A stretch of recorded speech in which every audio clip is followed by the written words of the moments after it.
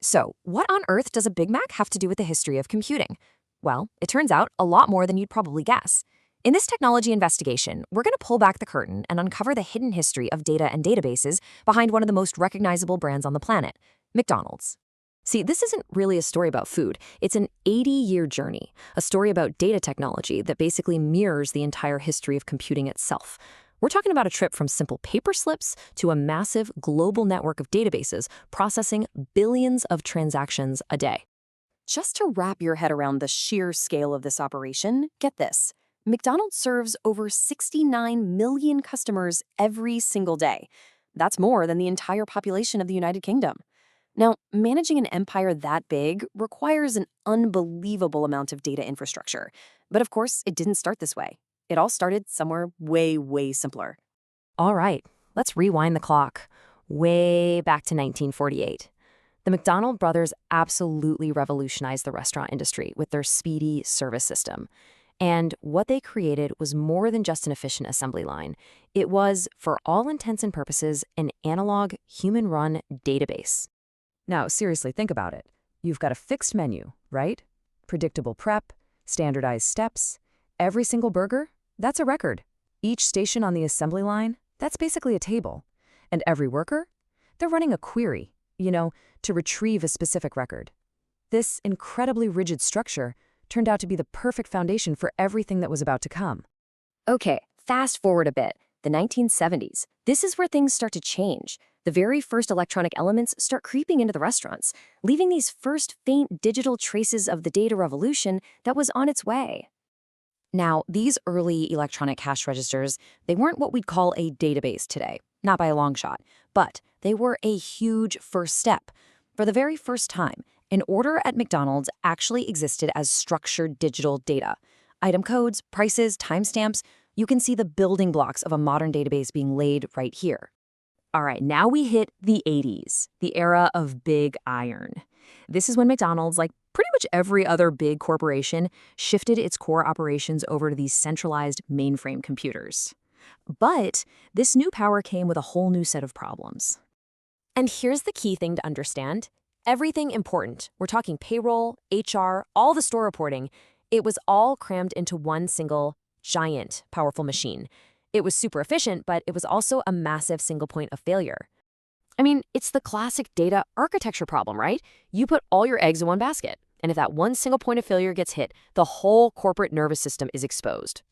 And in 1989, that's exactly what happened. That vulnerability got exploited in what has to be one of the weirdest chapters in cybersecurity history. You heard that right. A 16-year-old hacker who called himself Fry Guy found a weakness in the mainframe security. He probably just found an unsecured dial-up modem, and he got into the payroll system. He literally gave his friends raises and just wandered around the corporate files, exposing just how fragile these big centralized systems really were.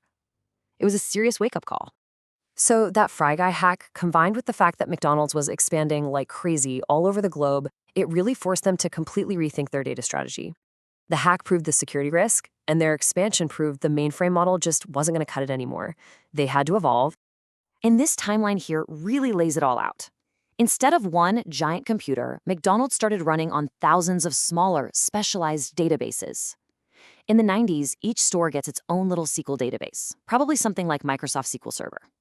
Then, later in the 90s, that data gets rolled up into regional data centers, all of which were eventually managed by massive enterprise-level systems. The whole network became distributed.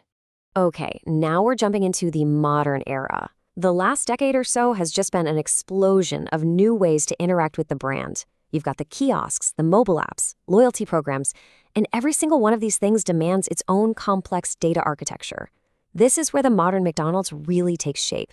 So think about this. Next time you're tapping on one of those self-ordering kiosks, you're not just ordering a burger. You are actively interacting with multiple database layers in real time, querying product catalogs, checking allergen info, looking up pricing tables, and even checking real-time inventory, all in the blink of an eye. And the mobile app? Whoa, that's a whole other level of complexity. It's relying on a super sophisticated architecture that probably uses something like a graph database for all your customer relationships, and maybe a time series database to track your order history. It has to manage your profile, know every order you've ever made, use your location to find a store, and push you personalized offers. Suddenly, McDonald's isn't just a restaurant anymore. It's become a data-driven experience company. And that brings us right up to today. The entire global platform now runs on this hybrid cloud architecture, built mostly around Google Cloud. They're using these incredibly powerful tools like BigQuery to analyze just mountains of data to find trends, and Cloud Spanner to manage all those transactions with rock-solid consistency. The restaurant has become a full-on data science operation. So what does this all mean for you? For your order? Let's follow the data trail of a single burger, from the moment you order it to the cloud and back. Okay, so the second you order that Big Mac, this incredible chain reaction kicks off. The point of sale system logs it, the kitchen system routes the order, inventory automatically deducts the ingredients, your loyalty account gets updated, but it doesn't stop there. That same event gets fired off to BigQuery from massive scale analytics, and their AI models immediately use that data to update forecasts for everything, from staffing to how many pickles they need to order. I mean, this slide right here really just says it all, doesn't it? We've gone from the human database, with manual workflows and paper order slips, all the way to this cloud ecosystem with massive data warehouses and AI-driven personalization. The jump from a person asking, "Can I take your order?" to a machine learning model predicting your order, well, that's the story of modern computing right there.